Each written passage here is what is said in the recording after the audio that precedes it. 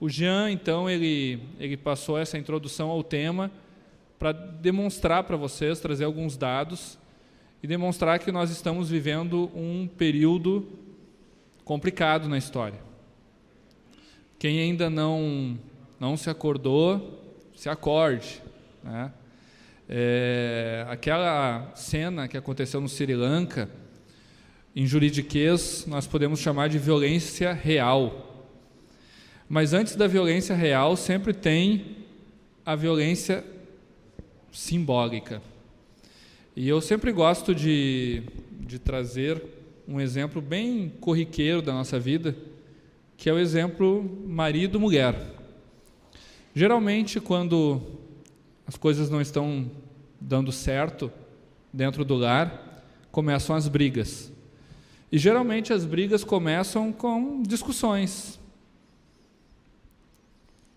A mulher grita de um lado, o homem tenta falar mais alto de outro. E se essas discussões elas não são tratadas, o tom da voz fica cada vez mais alto. Daqui a pouco voa uma panela, daqui a pouco o que acontece? Descamba para a violência real. Por quê? Porque ninguém fez nada para separar aquele casal, ninguém fez nada para resolver o problema daquela família. Se ninguém fizer nada, muitos aqui são pastores, muitos aqui são conselheiros, sabem o que pode acontecer. Invariavelmente acontece. Essa violência real, ela nunca começa com um homem-bomba. Ela tem estágios. E esses estágios iniciais, nós chamamos de violência simbólica, e são a porta de entrada para lá no fim nós vivermos situações em que a gente não vai poder falar de Jesus a não ser dentro de casa. Então, para que a gente não deixe esse momento acontecer, ou pelo menos que a gente postergue esse momento, porque nós sabemos que nós vivemos uma marcha inexorável para o fim da humanidade, como ela está posta. Nós sabemos que o homem é depravado, nasceu do pecado, nasceu em pecado. Então, para postergar essa violência real, para que, quem sabe, os nossos netos não passem por isso, nós precisamos conversar, discutir na arena privada, em casa, na família e também na arena pública, que é o que nós estamos fazendo aqui hoje. E já existe uma ressignificação tão grande no Estado brasileiro que muitos de nós já estamos cometendo violência simbólica com o nosso irmão de fé, ou da mesma denominação, ou de outra. Muitos de nós criticamos aquele fiel, aquele crente que vai lá na Câmara de Vereadores de Fortaleza e vota um projeto de lei em nome de Deus, dizendo que ele não pode fazer isso porque o Estado é laico. Porque nós ouvimos a mídia falar, porque nós ouvimos doutrinadores, juízes, promotores, jornalistas, que eles sabem tudo, falar que o Estado é laico. E se o Estado é laico, eu não posso falar de Deus na esfera pública. Se o Estado é laico, eu não posso ter um crucifixo ou uma cruz no fórum. Então, você não pode ter uma cruz, não pode dar aula com uma camisa dizendo Jesus salva, porque o Estado é laico. Isto é violência simbólica, perpetrada muitas vezes por nós mesmos. Então eu quero passar para vocês agora, nessa palestra, nessa noite, demonstrar para vocês a importância da religião e da igreja na história da humanidade. E hoje a gente vai começar agora nesse momento a gente vai começar uma palestra que vai terminar só sábado às 10 da noite.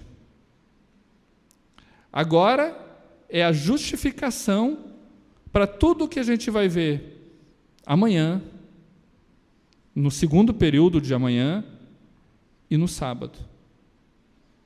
Nós, como igreja, nós não somos uma ONG, nós não somos uma associação civil, nós não pertencemos ao terceiro setor. A igreja é o ente mais importante da história. E nós precisamos saber disso. Quando eu vou falar aqui de Estado bastante, conceito de Estado só surgiu depois da Reforma. De repente, um pouquinho antes, eu acho que o primeiro Estado moderno, você sabe qual foi o primeiro Estado moderno? Foi Portugal. Nosso Portugal, lá em 1500. Por aí começa a surgir o conceito de Estado. E eu vou falar de Estado aqui, então para vocês entenderem, não é o conceito atual de Estado, é Estado como uma unidade política, é Estado como governo. Tá? E aí eu vou começar lá na Grécia Antiga. Mas a igreja, num conceito de fé, já existia lá. Então, para vocês perceberem a importância, e agora eu quero trazer um histórico para vocês, para demonstrar que a unidade política, e vai ser a última vez que eu vou falar esse palavrão, unidade política, que o Estado sempre interagiu com a igreja e com a religião. Ou em pé de igualdade, ou a igreja acima do Estado, ou o Estado acima da igreja. Você nunca vai ver na história a igreja sendo um departamento do Estado, ou sendo um indivíduo do Estado, assim como uma padaria é, assim como a associação de moradores do bairro é. E para a gente entender o que realmente é laicidade, e não o que contam por aí, que falam tanta bobagem, que daqui a pouco estão confundindo Estado laico com cadela laca, com chocolate laca, com cadela laica. Tem um filme, né, com a cadela laica, ou chocolate laca. Não. Estado laico é um conceito importante e que nós vamos passar por ele hoje e por outros conceitos, até para demonstrar o que realmente é a laicidade. E para isso, eu vou trazer para vocês quais os principais modelos que existem de relação do Estado com a igreja. Estado laico não é o único modelo, é um dos modelos. Então nós temos o Estado teocrático, nós temos o Estado teocrático césaro-papista, ali faltou um S. Nós temos o Estado confessional, que se divide. Nós temos o Estado laico simpliciter, o Estado laico colaborativo, o laicismo e o Estado ateu. E aqui ainda, de forma resumida, nós vamos tentar ver bem rapidamente cada modelo, para daí entender o que é esse bicho de 7 cabeças chamado Estado laico e, principalmente, por que ele é importante. Por que eu estou falando isso para vocês? Por que eu não estou entrando logo num outro assunto mais prático? Então, nós vamos entender hoje.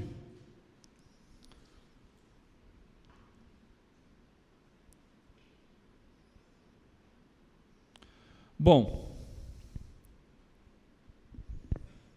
vou começar por aqui.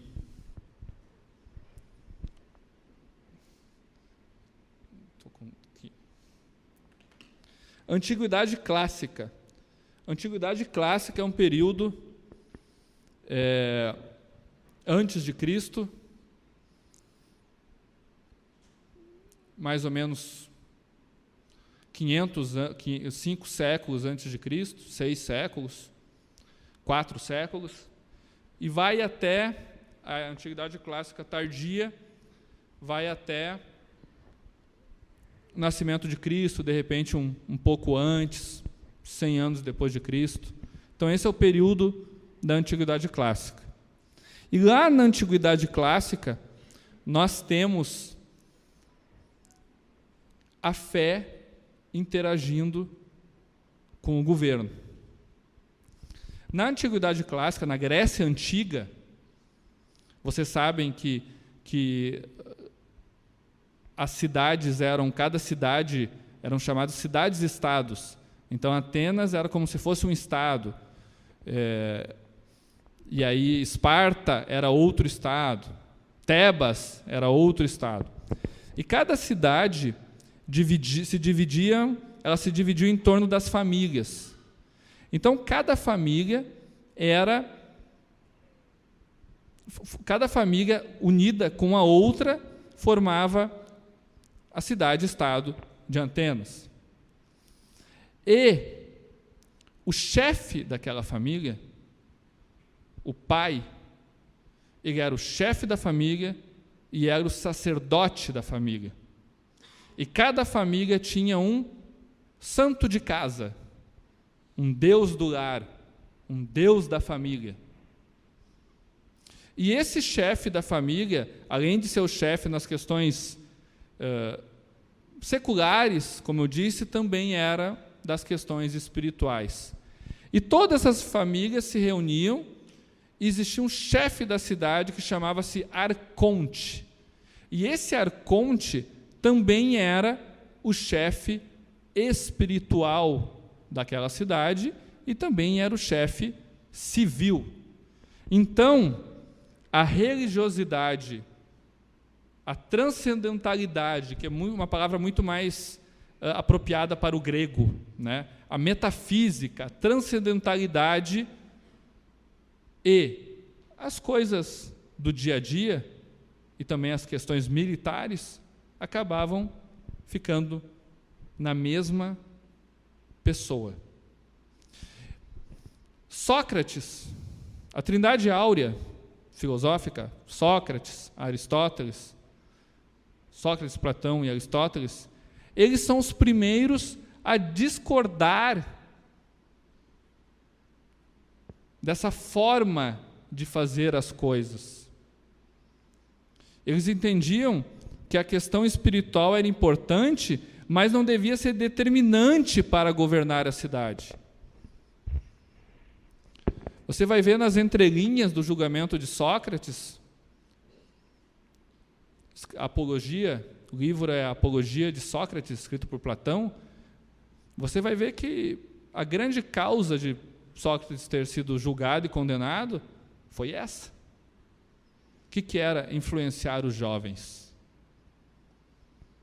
para outros deuses?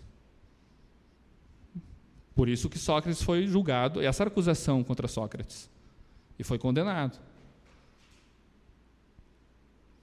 Platão, no livro A República, conhecem, já ouviram falar do livro A República, de Platão?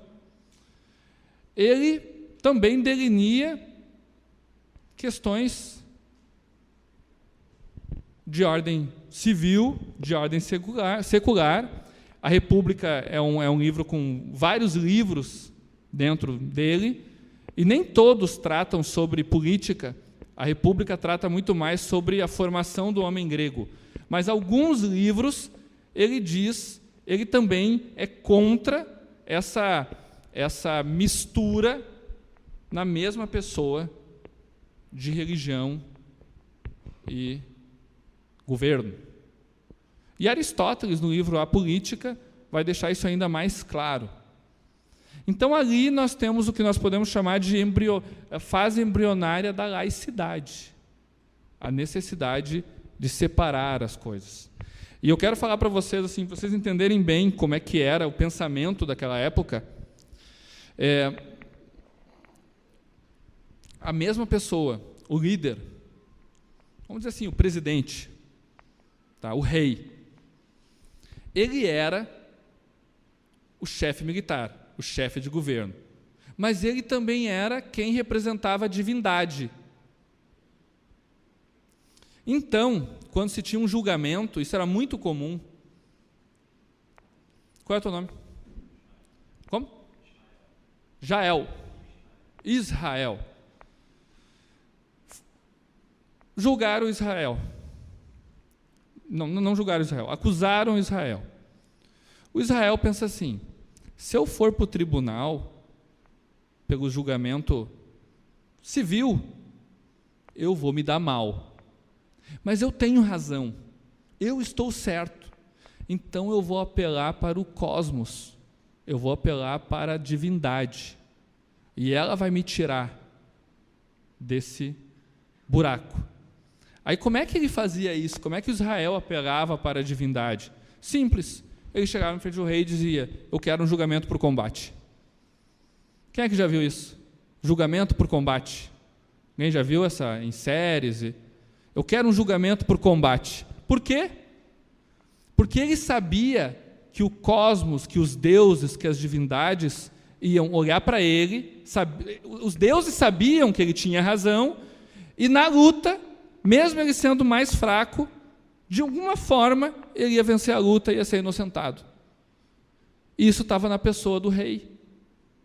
Porque o rei era o que organizava o julgamento de combate também. Então você vê, o rei, ao mesmo tempo que era o juiz, ele também era um juiz espiritual, porque no julgamento por combate era o rei que digamos, era o juiz ali no boxe, né? Mas por ele ser o rei, os deuses iam fazer com que Israel vencesse a luta, mesmo sendo um Davi perante o Golias. Então vocês entenderam? Era tão misturado a questão civil com a questão espiritual na pessoa do líder, que até em um julgamento não podia dizer assim: tá, Cleiton, agora você não é pastor, agora você é o juiz militar. Não. Ele era sempre a mesma coisa. Não existia uma separação. Estava junto. E isso a gente vai ver na Antiguidade Clássica, que a Trindade Áurea, aí, os filósofos se revoltaram, e você vai ver na República Romana, que a República Romana é um período da Antiguidade Clássica, que depois vai se tornar o Império Romano com Augusto César. A partir de Júlio César, tem a transição, e aí nós temos o Império Romano com Augusto César, e aí começa, por causa da vastidão do Império Romano, essa teocracia tomar conta do governo. E não é uma teocracia cristã, é uma teocracia pagã. Não é o cristianismo. Nós estamos aqui ainda falando do início do Império Romano. E por que César o papista? Porque a ascendência sempre era no governo civil, militar. Não era a fé que dava a última palavra, era a pessoa do imperador, que era o pontífice máximo, que também era chefe da igreja, mas ele decidia as coisas mais pela razão do que pela fé. Então nós temos um modelo de teocracia que as coisas eram decididas mais pela razão do que pela fé. Com Constantino, em 313, Constantino, já existia um movimento anterior, de Constantino, de começar a fechar os olhos para os cristãos, de não perseguir mais os cristãos, 2 anos antes desse edito, já tinha saído um edito para vamos parar de perseguir esse povo do caminho. Em 313, Constantino, então, com o edito de Milão, faz o quê? Liberdade religiosa. É o primeiro documento de liberdade religiosa da história. Constantino, então, decreta que o cristão é livre para exercer a sua fé.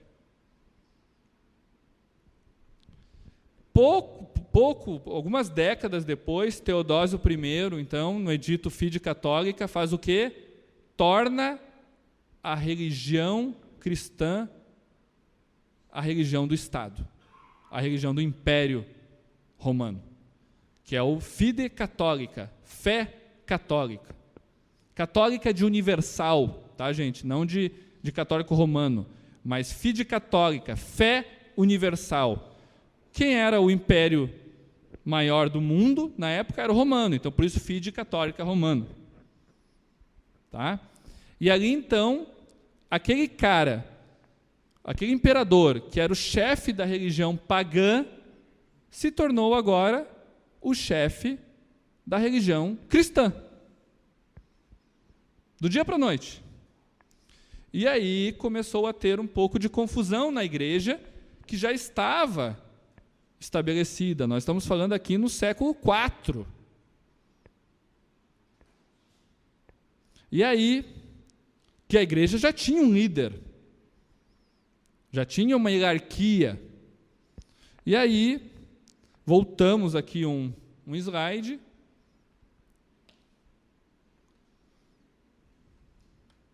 Deixa eu ver aqui.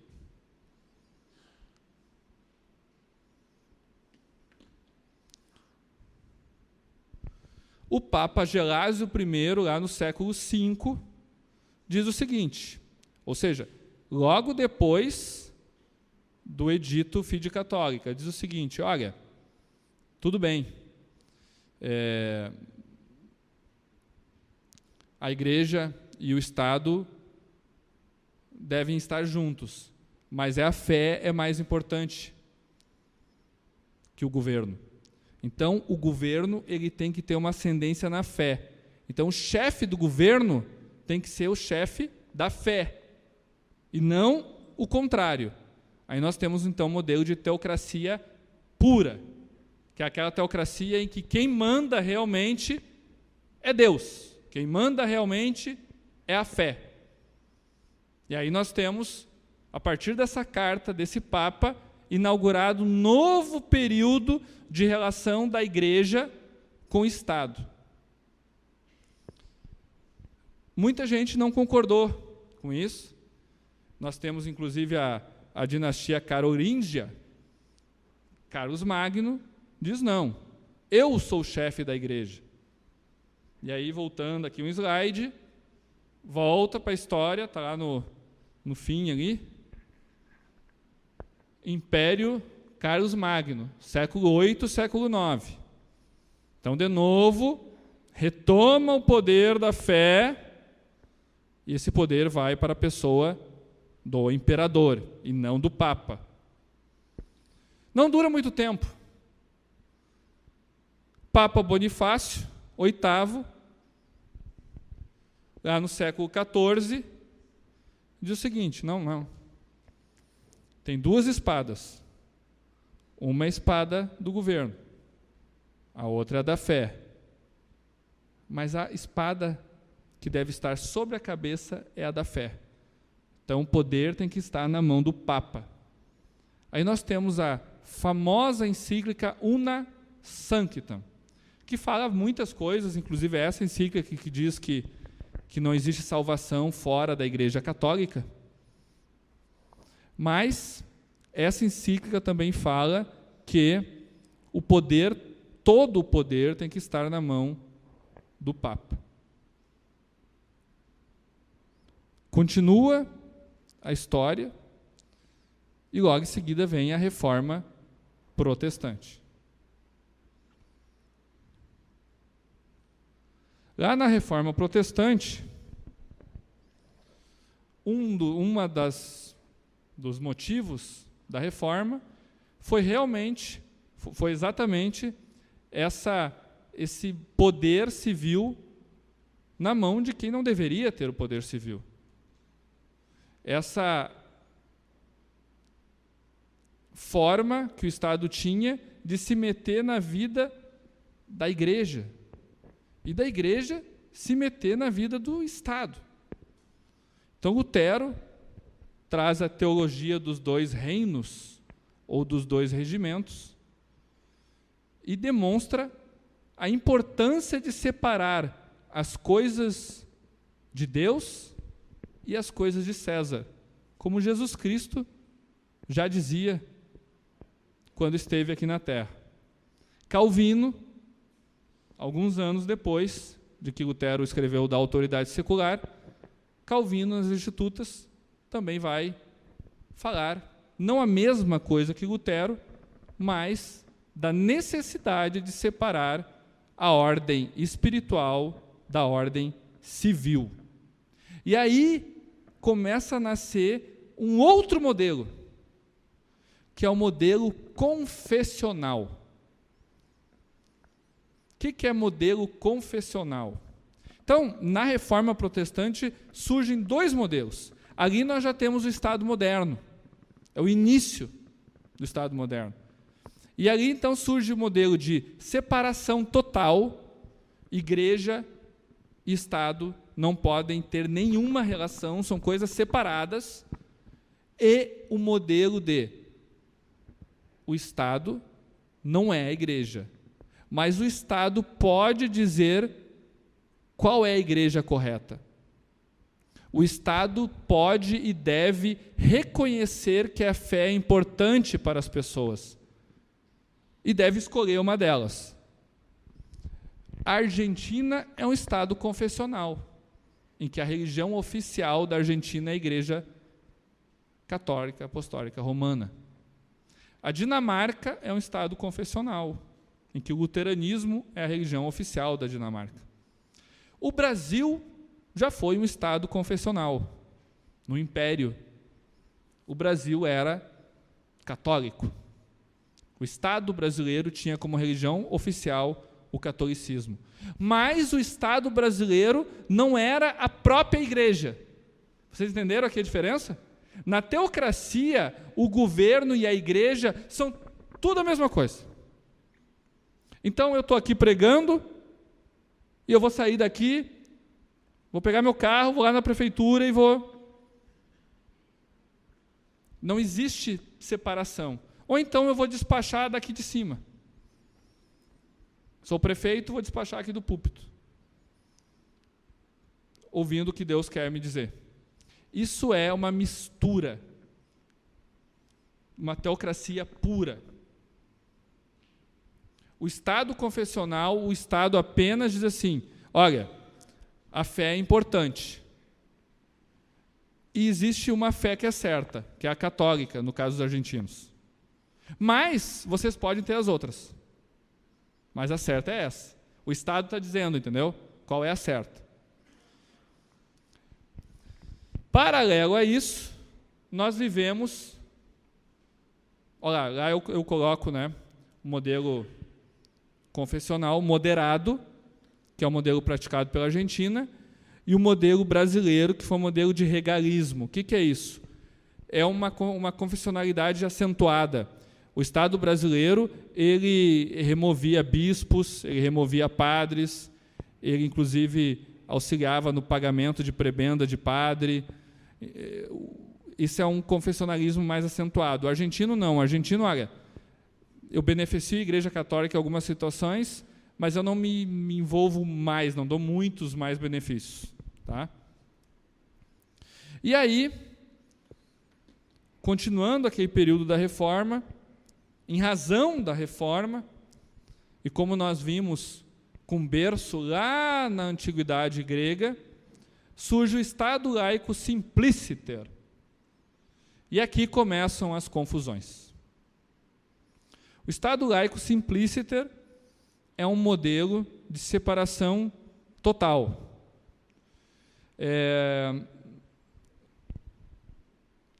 Vocês lembram daquela passagem em que duas mães brigam por uma criança, chegam para Salomão, e Salomão diz, parte no meio. Lembram? Aqui é isso. Simplesmente partir no meio. Estado para um lado, igreja para outro, e Estado e igreja não podem se relacionar. Não devem. Esse modelo é o modelo norte-americano. A Declaração dos Estados da Virgínia, em 1776, consagra esse modelo. Antes dos Estados Unidos ser os Estados Unidos, ser um Estado. Na Constituição americana, alguns anos depois, não aparece a separação igreja e Estado. Tanto não aparece que é fruto da emenda número 1. Porque estava tão natural para os norte-americanos que o Estado e a igreja tinham que ser separados, porque eles foram vítimas de perseguição religiosa lá no Reino Unido, e para eles a liberdade religiosa era muito cara, e o Estado não podia se meter na vida deles, que eles nem colocaram na Constituição. Depois Thomas Jefferson acabou convencendo os pais fundadores e foi objeto da emenda número 1.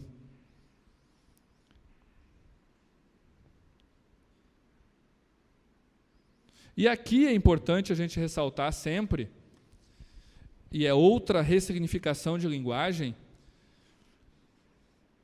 que a laicidade, vocês viram o quanto eu falei já, né? A laicidade não nasce na Revolução Francesa, como intelectuais por aí dizem. A Revolução Francesa não é nenhum modelo ou objeto de estudo para a laicidade. A laicidade já existia antes da Revolução Francesa. O embrião dela lá antes de Cristo. A Reforma Protestante fala de laicidade. E existe documento escrito falando de laicidade, que é a Declaração dos Estados da Virgínia, 15, 20 anos antes da Revolução Francesa. Mas, por que as pessoas dizem que a laicidade nasce na Revolução Francesa? Porque na Revolução Francesa nasce uma outra forma de interação da igreja e do Estado que chama-se laicismo. E o que é o laicismo? O laicismo é: o Estado sabe que a fé existe, mas acha ela ruim. E se você quer ter fé, vai ter fé na sua casa, não no espaço público. Este é o modelo que nasce na Revolução Francesa, quando perseguiram milhares de padres, guilhotinaram milhares de padres na Revolução Francesa. Nenhuma gota de sangue foi derramado nos Estados Unidos em razão disso. Então, o modelo francês é um modelo que diz o seguinte: você quer usar uma camisa Jesus Salva? Usa na sua casa e dentro da sua igreja. O modelo francês diz o seguinte: você quer ter uma cruz de madeira e colocar no pescoço? Não vá na escola. Porque a Carta de Laicidade Francesa, artigo 14, diz que você não pode fazer isso. Se você é uma freira e você quer usar um hábito, não vá na praia. Se você é crente e quer andar com a Bíblia na rua, esconda a Bíblia. Porque imagina, eu não sou crente. Eu vou ver esse cidadão vestido de terno e gravata com a Bíblia na mão, mas isso vai me machucar muito. É assim que pensam na França, sabia? O Jean esteve na França esses dias, aí entrou, a única igreja que ele achou lá foi uma Hillsong. Aí normal, né? Tá lá na Hillsong, eu vou fazer um story. Já veio Jean, eu nem sabia o nome, o brasileiro. O seguinte, ó, aqui nós estamos na França, não filma, porque você pode filmar algum irmãozinho que vai ser despedido amanhã. Esse é o modelo que dizem que é o brasileiro. Quando falam que um vereador não pode votar em nome de Deus. Porque o Estado é laico, você não pode falar isso na Câmara. Se fosse na Câmara Municipal de Paris, tá certo. Porque essa foi a opção daquele povo lá, infelizmente. Mas não é a nossa opção. E aí nós temos o último modelo, numa ordem assim do modelo em que o chefe é o chefe civil e é o chefe espiritual, para outra ponta, que é o modelo que não existe espiritualidade, porque o Deus sou eu. Esse é o estado ateu. E o estado ateu, ele é uma teocracia ao contrário. Porque lembra que eu falei, né? Na teocracia, o rei ele julga civilmente, mas julga espiritualmente ao mesmo tempo. No estado ateu, o rei é a própria igreja. Porque isso é o estado secular. Um país assim, China, Coreia do Norte. Coreia do Norte é o exemplo clássico de um estado secular que existe uma religião civil. É o oposto da teocracia. Quer ver outro exemplo? Estado comunista. Quem matou mais? Essa pergunta vocês depois investiguem. As cruzadas ou os comunistas? Eu não estou dizendo que o modelo de teocracia é um modelo bom. Mas compare com o modelo ateu, ou com o modelo de laicismo. O melhor modelo que existe... Está passando? Aqui é o modelo de laicidade colaborativa. O que é isso? É um modelo em que se reconhece que as coisas da igreja e as coisas da política devem estar separadas. Não está no slide, mas eu estou dando a introdução para a palestra de amanhã, que eu vou falar sobre isso amanhã com vocês. Vai estar aqui no modelo existente. Ó. Eu vou voltar. Ó. É o último modelo ali. Ó. Deixa eu ver aqui. Ali, não é o último, é o antepenúltimo, Estado laico colaborativo. Eu não falei nele hoje propositadamente. Esse modelo é o modelo que reconhece, como Lutero ensinou, como Calvino ensinou, como Jesus Cristo disse, dai a Deus o que é de Deus e dai a César o que é de César, que o Estado e a Igreja devem estar separadas, mas elas precisam colaborar entre si. Este é o modelo que o Brasil adotou. E eu dei essa palestra aqui de quase 50 minutos para mostrar para vocês que a fé e a religião, ela sempre esteve no centro do poder. Ou ela era o poder,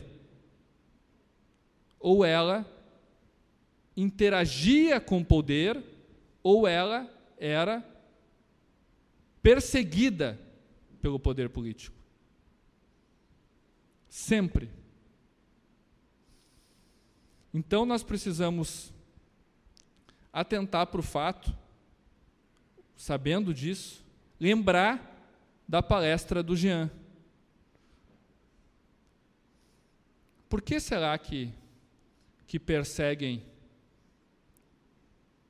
a fé, especialmente a cristã? Por que a cristã é a fé mais perseguida do mundo? Vocês viram aqui que desde 383 depois de Cristo, com quem o Estado interagiu? Sempre com a fé cristã. Então, por que será que o cristianismo é a religião mais perseguida do mundo? Essa pergunta é uma pergunta que vai resultar numa resposta que vai demonstrar o porquê que explodiram uma igreja no Sri Lanka. O porquê dizem para a gente que Estado laico é religião dentro da igreja. Essa desconstrução de linguagem, gente.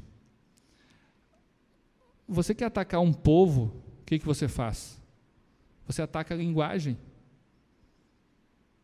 Porque quando você muda os conceitos, as pessoas não conseguem mais conversar. Elas não se entendem mais.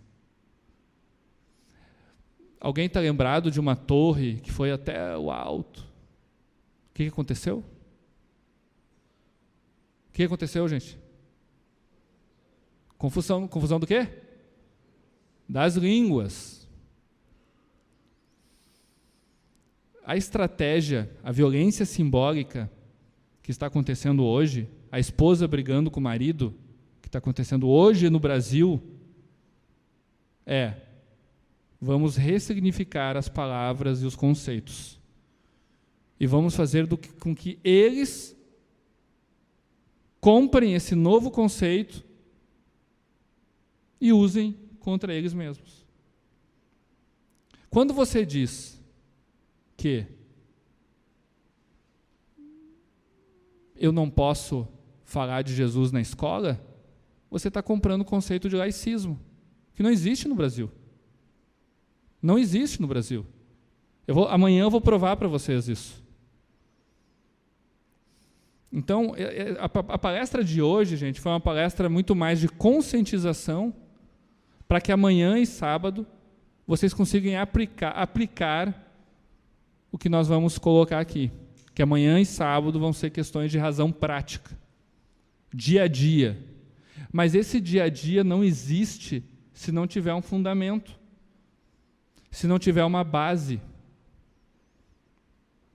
E a base é, primeiro, a igreja, a fé, é algo inerente ao ser humano. Quando descobriram as primeiras gravuras nas cavernas, o que eram essas gravuras? Caça e adoração. O primeiro documento jurídico escrito da primeira civilização, qual foi a primeira civilização organizada, civilização mesmo, de um povo organizado, com cultura? Foram os sumérios.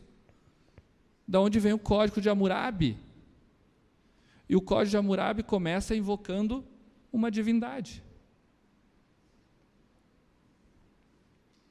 Hoje, o que estão tentando dizer para nós é que fé é legal, porque eu sou politicamente correto, mas lá na sua casa. Igreja, isso aqui é uma associação de moradores, pessoas se reúnem aqui. Aí alguém pode me perguntar, tá, mas e daí que a igreja vai ser chamada de associação? E daí que se a igreja é uma associação, a igreja não é tão importante. Se a igreja é uma associação, a igreja ela faz parte do Estado. Ela não está fora do Estado. E se ela faz parte do Estado, o Estado diz o que ela tem que fazer. Se a igreja integra o Estado diz, agora igreja, fecha. Agora igreja, faz isso. Agora igreja, coloca uma foto minha lá atrás do púlpito. A igreja não integra o Estado. A igreja está fora do Estado, como eu mostrei aqui. Então, amanhã, nós vamos falar sobre o modelo brasileiro e eu vou mostrar para vocês na Constituição, no Código Civil, e vamos falar também sobre outros elementos que protegem a igreja aí de razão prática com o Jean. Muito obrigado pela paciência. Hoje foi uma aula mais de conscientização. Valeu!